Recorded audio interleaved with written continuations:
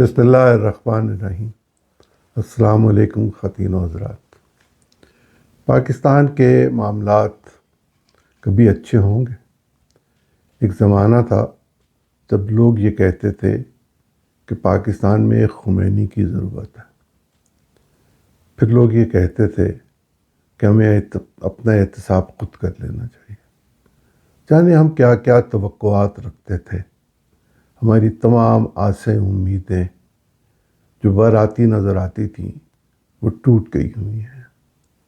ہم اتھاہ گہرائیوں میں گری ہوئی قوم ہے۔ ہم دنیا کے ان ملکوں میں شمار ہونا شروع ہو گئے ہیں جن میں ہیٹی جیسے ممالک ہیں۔ ہم وہ جو اپنے ابتدائی 40 برس میں، جبکہ ہمارے پاس وسائل کی شدید کمی تھی اور مختلف اہم شخصیات پاکستان کے سرکاری ملازمین کی تنخواہوں کے لیے پیسے دیتی تھی قائد اعظم کو، حکومت کے کاروبار کو چلانے کے لیے، تب سے 40 برس تک ہمارا جی ڈی پی یعنی ہماری معاشی ترقی یا شرح نمو 6% ایوریج پر تھی۔ ہماری 77 برس کی عمر میں جو ہمارا مشکل ترین ٹائم تھا، جس میں 2 جنگیں بھی آئیں، اس میں ہم 6% پہ جا رہے تھے۔ 65 کے بعد ہمارے حالات ذرا خراب ہوئے، پھر سنبھل گئے۔ پھر 71 کے بعد خراب ہوئے تو پھر ہم سنبھل گئے۔ لیکن 80 کی دہائی کے بعد 90 کی دہائی کے شروع ہونے پر ہم انحطاط کا شکار ہیں۔ جس وقت پاکستان بنا، اس وقت اگر آپ اس بات کو ذہن میں رکھیں کہ جو برطانیہ کی فوج میں لوگ جاتے تھے وہ آج کے پاکستان کے مختلف علاقوں سے، مختلف شہروں سے، ہم شہروں کو آئیڈینٹیفائی کر سکتے ہیں، یہاں سے اور کے پی کے سے، پنجاب میں اور کے پی کے سے جاتے تھے۔ سندھ اور بلوچستان سے لوگ فوج میں جانا اس وقت پسند نہیں کرتے۔ اب تو خیر سندھ سے اور بلوچستان سے لوگ ہیں، بلوچستان سے ایک جرنیل بھی بن چکے۔ لیکن اس سب کے باوجود اس وقت 1,20,000 وہ فوج تھی جو مسلمان تھی اور ان علاقوں کی رہنے والی تھی۔ تو اس فوج کو تو پاکستان کے ساتھ ہی چلنا تھا۔ بہت بڑی فوج تھی 1,20,000 کی۔ وقت کی ضرورت نے، حالات کے تقاضے نے، معاملات کی سنگینی نے، جنگوں نے ہمیں اس نہج پر پہنچا دیا کہ ہماری فوج، زمینی فوج 6 لاکھ کے قریب ہے۔ مجھے ایگزیکٹ فگر تو اس وقت نہیں میرے ہاتھ میں، لیکن یہ 6 لاکھ کے قریب ہے۔ وہ سب لوگ جو فوج سے ریٹائر ہو جاتے ہیں، جن میں جوانوں کی ایک بہت بڑی تعداد ہوتی ہے، کچھ کو جاب مل جاتی ہے، کچھ کو نہیں ملتی، کچھ کو پینشن ملتی ہے، بلکہ پینشن تو سبھی کو ملتی ہے، لیکن وہ جوانی میں ہی، یعنی 40 سال کی عمر سے پہلے جو جوان ریٹائر ہو جاتے ہیں، انہوں نے اپنے گھر بار کو تو چلانا ہوتا ہے۔ ہماری 80% آبادی زراعت پر انحصار کرتی تھی۔ اب زراعت پر انحصار کی حالت یہ ہے کہ ہم شروع تھے، بالکل 50s کے شروع سے PL 480 کے تحت امریکہ سے ہمیں گندم ملتی تھی، اور اس گندم کے نتیجے میں ہم خوب بلیک میل ہوئے، رج کے بلیک میل ہوئے۔ اینا کوئی کہ کوئی حد دے گی سی، لیکن ہماری مجبوری تھی۔ ہم چیٹوں سینٹوں میں چلے گئے ہوئے تھے، لیکن امریکہ ہم پر ہی سینکشنز لگاتا تھا۔ وہ جو ہمارے پاس وقت تھا کہ ہم اپنے لیے دنیا کو کھول سکتے، ہم نے کھولنے کی کوشش کی تھی۔ ہم نے چین کے ساتھ اپنے تعلقات کو بہتر رکھا، روس کے ساتھ اس طرح کے نہیں ہو سکے، لیکن ہم پورے کے پورے امریکہ کی گود میں جا کے بیٹھ گئے۔ دنیا کی طاقتوں میں توازن قائم کرنے کے لیے انٹرنیشنل پالیٹکس کے اپنے اصول اور ضابطے ہیں۔ وہ اپنے اصولوں اور ضابطوں کے مطابق چیزوں کو لے کر آگے بڑھتے ہیں، جس میں ہمارا کوئی شمار نہیں ہوتا، جس میں ہماری جب ضرورت ہوتی ہے تو ہمیں استعمال کر لیا جاتا ہے۔ لیکن ہم ذرا غور کر کے دیکھیں کہ ہماری پولیٹیکل گورنمنٹ زیادہ استعمال ہوئیں یا وہ جو غیر سیاسی لوگ اور فوجی حکمران آئے وہ زیادہ استعمال ہوئے؟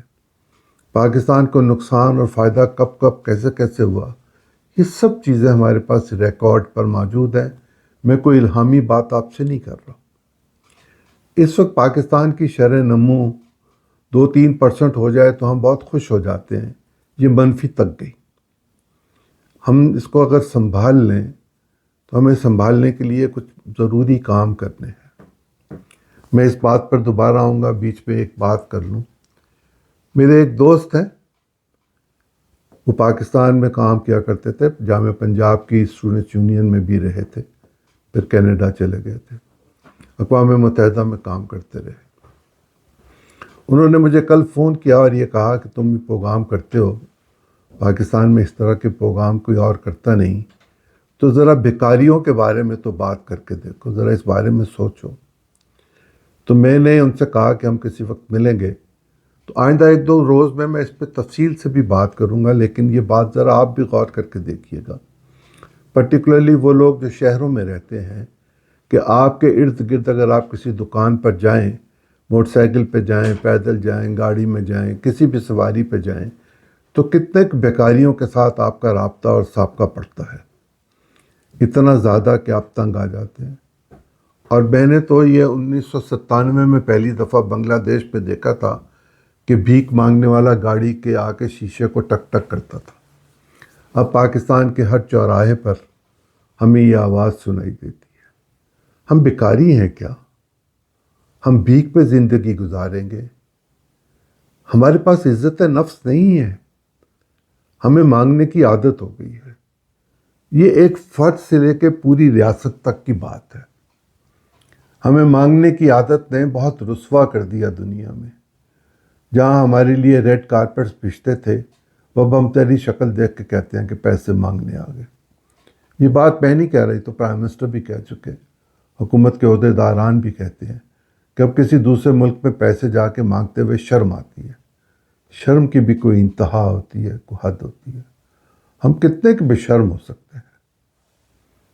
چہ جائے کہ ہم وہ ملک تھے کہ جو 6% پہ گرو کر رہے تھے، اور اگر 6% کی گروتھ ہوتی تو پاکستان دنیا کے ان ملکوں میں شامل ہوتا، ان چند ملکوں میں شامل ہوتا جہاں مڈل کلاس بہت سٹرونگ ہے۔ یہاں مڈل کلاس ختم ہو گئی ہے۔ یہاں وہ لوگ جنہوں نے اپنی سیونگز کر کے رکھی ہوئی تھی، ان کی سیونگز ختم ہو گئی ہیں۔ جیسے انڈیا میں شادی پر لوگ سونا نہیں پہنتے یا بچیوں کو نہیں دیا جاتا، پاکستان میں بھی اب صورتحال یہ ہو گئی ہوئی ایک مدت سے کہ یہاں ہم سونے جیسے زیورات دوسری دھاتوں کے بنا کر ان کو پالش کر کے بیچ دیتے ہیں۔ ہمارے پاس تو کنگن بہت ہوا کرتے تھے، کیا اب عورتوں کے پاس کنگن موجود ہے؟ یہ سیونگز ہوتی تھی۔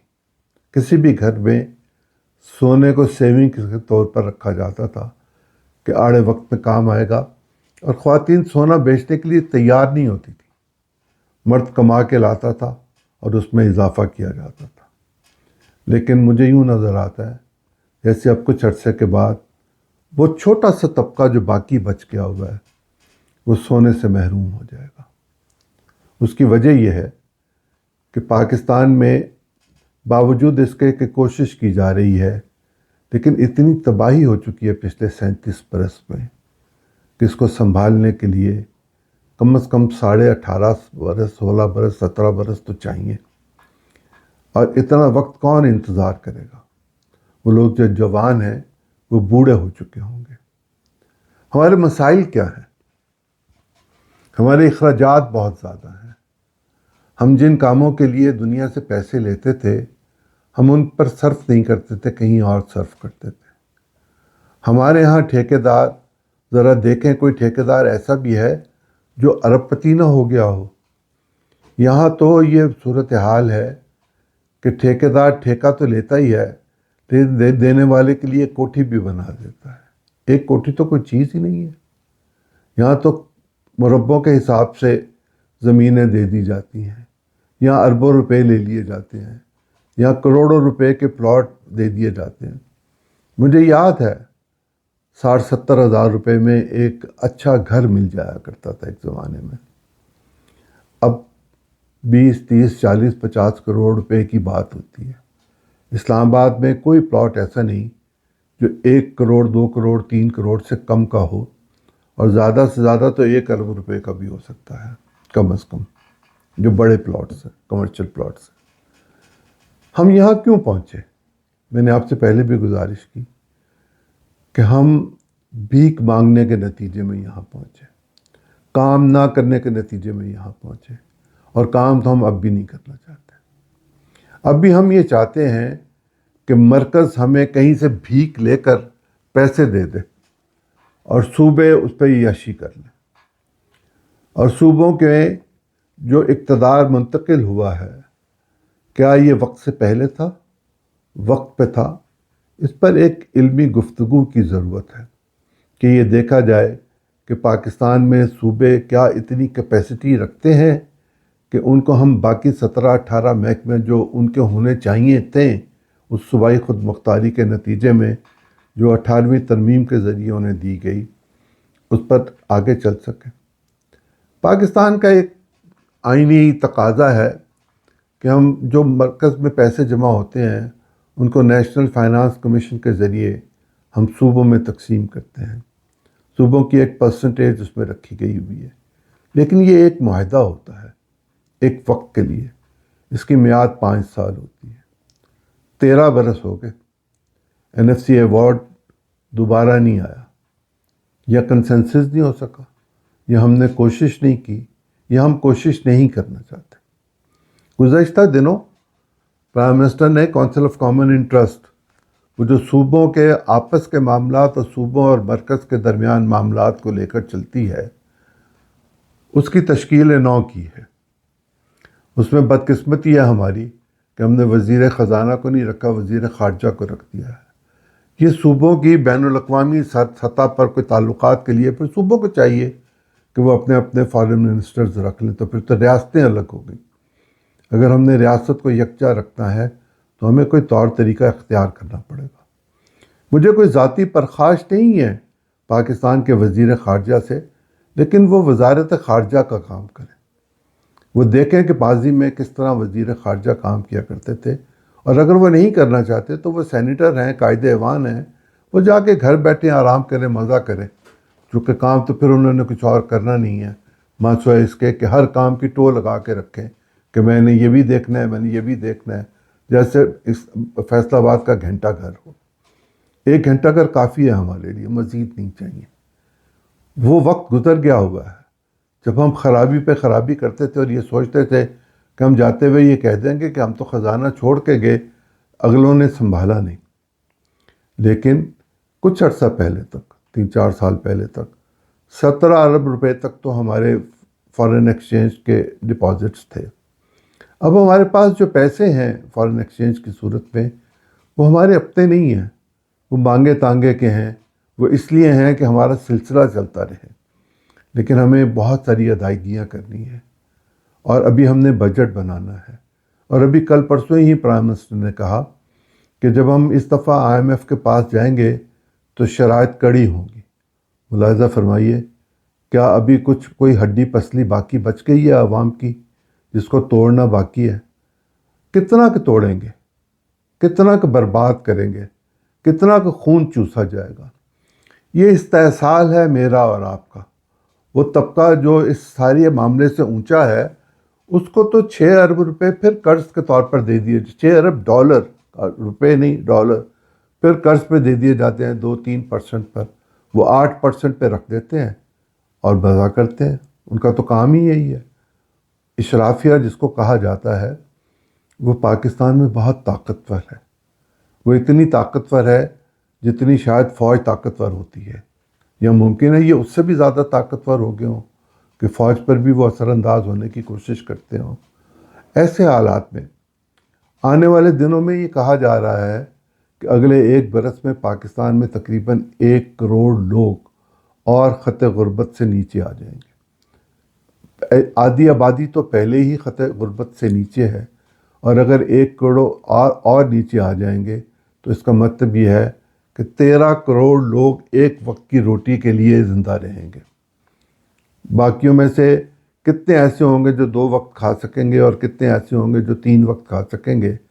اور وہ جو بیماری کی وجہ سے ایک وقت میں کھاتے ہیں وہ اشرافیہ کے لوگ ہوتے ہیں. وہ آپ کے اور میرے جیسے محنت کش لوگ نہیں ہوتے. ہمیں ایسے حالات میں اس بات کو دیکھنے کی ضرورت ہے کہ کہاں اخراجات زیادہ ہوتے ہیں اور کہاں ہمیں آواز اب اٹھانی پڑے گی. اور اگر ہم نے آواز نہ اٹھائی تو کب تک یہ جو گیس ہم سنتے ہیں، کان میں گیس بھر گئی، دھماکہ ہو گیا، لوگ مر گئے، ان کو نکالا جا رہا ہے، کان کی کان بیٹھ گئی. یہ پاکستان بھی ایک کان کی طرح ہے. اس کے اندر جو آئے گا وہ کھو جائے گا. یہاں ایک طویل مدت ہو گئی کہ پاکستان کے حالات، معاشی، سیاسی اور انتظامی، تینوں طرح کے حالات کی وجہ سے پاکستان میں بیرونی سرمایہ کار نے آنا بند کر دیا ہوا ہے. ڈاکٹر عشرت حسین نے اپنی ایک کتاب میں لکھا کہ یہاں ایک یہودی کچھ عرصہ پہلے آیا تھا کاروبار کے سلسلے میں، اور اس نے یہاں جن لوگوں کے ساتھ ملاقاتیں کیں اور اس نے جا کے اپنا جو تبصرہ لکھا، اس تبصرے میں انہوں نے لکھا کہ پاکستان میں بہت پوٹینشل ہے. ہم سبھی کہتے ہیں بہت پوٹینشل ہے، لیکن اس پوٹینشل کا کیا کیا جائے جس کو استعمال نہیں کیا جا سکتا؟ اس سرمایہ کو ہم کیا کریں جو کہیں چھپا بیٹھا ہوا ہے؟ کیا یہ پتہ نہیں چلایا جا سکتا کہ کس کس کے پاس کتنے پیسے اور کیوں ہیں، کہاں سے آئے ہیں، اس کے ذرائع آمدن کیا تھے؟ ہمیں پتہ کر لینا چاہیے. اگر ہم پاکستان کو بچانا چاہتے ہیں تو پھر جس کام کے لیے پیسے لیے جائیں اس کام پر استعمال کیے جائیں. پھر ہمیں اپنی ترجیحات کو بدلنا ہوگا، اور پالیٹکس کے لیے جو ہم ایکسپلائٹ کرتے ہیں، پولیٹیکل سلوگنز کے ذریعے جو ہم ایکسپلائٹ کرتے ہیں، جو ہم نفرت کے بیج بوتے ہیں ایک دوسرے کے خلاف، اس کو روکنا ہوگا. چیئرمین پیپلز پارٹی بلاول بھٹو نے یہ کہا کہ ہم نے بہت سارا کام کر لیا، اب ہم عدالتی اصلاحات کریں گے، سیاسی اصلاحات کر لی. مجھے تو نہیں نظر آئی کوئی سیاسی اصلاحات ہوتی ہوئی، اور اگر ہو گئی تو شاید میں سو گیا ہوا تھا اور اس وقت ہو گئی، اور میں اٹھا تو مجھے نظر ہی نہیں آئی کہ دنیا بدل گئی ہے. شاید پورا پاکستان ہی سو گیا ہے، محسوس ہی نہیں. کوشش کر کے دیکھیں، جاگ رہے ہیں، چٹکی بھر کے دیکھیں کہ جاگ رہے ہیں. اگر ہم جاگ رہے ہیں تو پاکستان میں اب تک تو کوئی سیاسی اصلاحات نہیں ہوئی. اب تک تو صورتحال جوں کی توں ہے. اگر کوئی درپردہ چیز ہو رہی ہے تو قوم کو اعتماد میں لینے کی ضرورت ہے، بتایا جائے کہ کیا کرنے جا رہے ہیں. یہ بات تو سننے میں آئی، میں نے کل اس پہ بات بھی کی تھی کہ شاید وہ ججوں کے حوالے سے کوئی کانسٹیٹیوشنل امینڈمنٹس لانا چاہتے ہیں. یہ نہیں ہے. سب لوگ انگلی اٹھاتے ہیں کہ فوج کی مداخلت ہوتی ہے. ہوتی ہوگی، دنیا کا کون سا ملک ہے جس میں فوج موجود نہیں ہوتی؟ اور اگر کہیں موجود نہیں ہے تو اس کے لیے بھی تھوڑی بہت فوج ان کے پاس موجود ہے، وہ اپنا انتظام کرتے ہیں اور باقی دنیا ان پہ ٹوٹ کر نہیں پڑتی. ہمارے ارد گرد کے حالات میں تو ہمیں ہمارے ہی دہشت گرد جو ہیں وہ نہیں چھوڑ رہے، نہ اندرونی نہ بیرونی. ہمارا ہمسایہ ہمیں نہیں چھوڑنے کے لیے تیار. دوسری طرف جن کو ہم بچانے کے لیے پوری دنیا میں ذلیل ہوئے، رسوا ہوئے، اپنی معیشت، معاشرت سب کچھ تباہ کر دیا، وہ پاکستان میں آ کے دہشت گردی کرتے ہیں. تیسرے بھی کرتے ہیں. روس بھی یہ کام کرتا رہا کسی زمانے میں. اب تو خیر وہ اس طرح کی صورتحال میں ہے نہیں کہ کچھ کر سکے اس طرح کا جیسے پہلے کیا کرتا تھا 70s اور 80s میں یا اس سے پہلے. میں اگر SIFC کی فوج کے سربراہ کی موجودگی میں فیصلے ہو سکتے ہیں تو کیا یہ ممکن نہیں ہے کہ پرائم منسٹر صاحب میٹنگ کال کریں NFC کی، اور اس میں خصوصی طور پر ذرا آرمی چیف کو بھی بلا لیا جائے؟ صدر پاکستان کی پارٹی کے نمائندے تو اس میں ہوں گے، PTI کے نمائندے بھی اس میں موجود ہوں گے. وہ جو یہ کہہ رہے ہیں کہ ہمیں پیسے دیں، اور یہ شنید ہے کہ وہ کور کمانڈر کے پاس بھی شاید اسی لیے گئے ہیں کہ ہمیں پیسے دیں، ہمیں پیسے لے کے دیں وفاق سے. آپ بجلی کے بل تو دیں، آپ وفاق کی ادائیگیاں تو کریں، اب وہ قرض تو اٹھائیں، اپنے ذمے لیں جو آپ کے لیے لیا گیا تھا. باقی صوبے بھی یہ کریں. اگر یہ کام پچھلی تاریخ سے نہیں ہو سکتا تو آئندہ آنے والے دنوں میں تو ہو سکتا ہے نا. لہٰذا یہ ضروری ہے اب کہ ایک دفعہ فوج اس بات کو طے کر لے کہ ہمیں پاکستان کے معاملات سول حکومت کے ذریعے ٹھیک کروانے ہیں، اور اس ٹھیک کروانے کے لیے وہ ان سب لوگوں سے ایک دفعہ بات کر لیں کہ پاکستان چاہیے کہ نہیں چاہیے۔ اگر پاکستان چاہیے تو پھر اس کو ریل کی پٹری پہ ڈالیں، اور ریل کی پٹری پہ ڈالنے کا بوجھ کوئی ایک شخص نہیں اٹھا سکتا، پورے کے پورے نظام کو اٹھانا پڑے گا۔ میں 3 دفعہ پہلے کہہ چکا ہوں، بعض لوگوں نے اس پہ تنقید بھی کی کہ 4 بڑے کون ہیں؟ صدر پاکستان، وزیر اعظم، چیف جسٹس پاکستان اور آرمی چیف۔ یہ چاروں مشکلات کا شکار بھی ہیں، اور مشکلات کا حل بھی یہی تلاش کر کے دے سکتے ہیں۔ یہ جو ججوں کے خطوط کی بات ہے، یہ جو ججوں کو خطوط کی بات ہے، یہ سارا معاملہ بھی تو انتظامیہ کے پاس ہے۔ تو انتظامیہ کا سربراہ اور قومی اسمبلی کا قائد ایوان تو وزیر اعظم ہے، اور وزیر اعظم کی پارٹی پنجاب میں بھی انتخاب جیتی ہوئی ہے۔ صدر پاکستان کی پارٹی سندھ میں انتخاب جیتی ہوئی ہے۔ پی ٹی آئی جن کو آپ جیل میں رکھنا چاہتے ہیں، ان کی پارٹی کے پی کے میں جیتی ہوئی ہے، اور بلوچستان میں چیف منسٹر کا تعلق پاکستان پیپلز پارٹی سے ہے۔ تو صوبوں سے بات تو آپ کریں، لیکن اگر آپ صدر پاکستان کو اور وزیر اعظم آپس میں بیٹھ کے کچھ چیزوں کو طے کر لیں تو باقی دونوں جانب کی طرف سے بھی کوئی سہولت ہی ہوگی، کوئی مشکل پیدا نہیں ہوگی۔ ایسے میں کونسل آف کامن انٹرسٹ میں چیزوں کو لے جایا جائے، کچھ چیزیں طے کر لی جائیں، اس میں کم از کم پانی کا معاملہ بھی طے کر لیا جائے کہ ہمیں کہاں کہاں اب بنانے کی ضرورت ہے ڈیم، اور ڈیمز کے بغیر ہماری زندگی نہیں چل سکتی۔ ہمیں اپنی زمین کو زرخیز رکھنا ہے، اسے پانی دینا ہے، ٹیکنالوجی لے کر آنی ہے، اس کے بغیر ہم کچھ کر نہیں سکیں گے۔ زمین پر کاشت میں تو 1 سال میں فصل بو کر منافع اور اصل رقم واپس آ سکتی ہے، اور کوئی طریقہ نہیں ہے۔ دوسرا طریقہ ہے کہ ہم آئی ٹی کے شعبے کو فروغ دیں، اور اس کے لیے ہمیں سرمایہ بھی چاہیے اور مارکیٹ بھی چاہیے، جہاں ہم آئی ٹی کی جو ڈیولپمنٹس کریں اور جو ہم اس کا پروگرامنگ کریں وہ کہیں بیچ سکیں۔ اس کے لیے سہولت کاری چاہیے، بغیر سہولت کاری کے کچھ نہیں ہو سکتا۔ دہشت گردوں کو سہولت کار یہاں میسر آ جاتے ہیں، ہمیں نہیں آ سکتے نیک کام کرنے کے لیے، اچھے کام کرنے کے لیے، پولیٹیکل اختلافات کو ختم کرنے کے لیے۔ یہ جاگیر ہے پاکستان کسی کے باپ کی نہیں، یہ کسی کے باپ کی جاگیر نہیں ہے، یہ میرا اور آپ کا وطن ہے، یہ میرا اور آپ کا ملک ہے۔ اس کو سنبھالنے کے لیے ہمیں آواز اٹھانے کی ضرورت ہے، اور آواز تب اٹھے گی جب آپ اور میں اس بات پر متفق ہو جائیں گے کہ ہمیں پاکستان کو بچانا ہے اور پاکستان کو مزید مشکلات کی طرف نہیں جانے دینا۔ اور اس کا واحد حل یہ ہے کہ بغیر مارشل لا لگائے ہوئے، بغیر فوج کے انٹروین کیے ہوئے، مذاکرات کے ذریعے باہمی طور پر، جیسے ایک گھر کے رہنے والے 4 لوگ یا 5 لوگ یا 10 لوگ یا 100 لوگ آپس میں مشورے کے ساتھ کسی ایک کو بڑا بنا کے بات کر لیتے ہیں، یا اس کی غیر موجودگی میں 3-4 جو دوسرے نمبر کے بڑے ہوتے ہیں ان کو اعتماد میں لے کر بات کر لیتے ہیں۔ مذاکرات کے ذریعے اگر اوپر کی سطح سے معاملہ شروع ہوگا، ضد کرنے کی ضرورت نہیں ہے کہ 18ویں ترمیم ہم نے کروائی تھی یا ہمارے دور میں ہوئی تھی، اب اس میں ترمیم نہیں ہو سکتی۔ جب آپ NFC ایوارڈ کرتے ہیں تو تب بھی تو ایک قانون سازی کرتے ہیں نا، ترمیم کرتے ہیں۔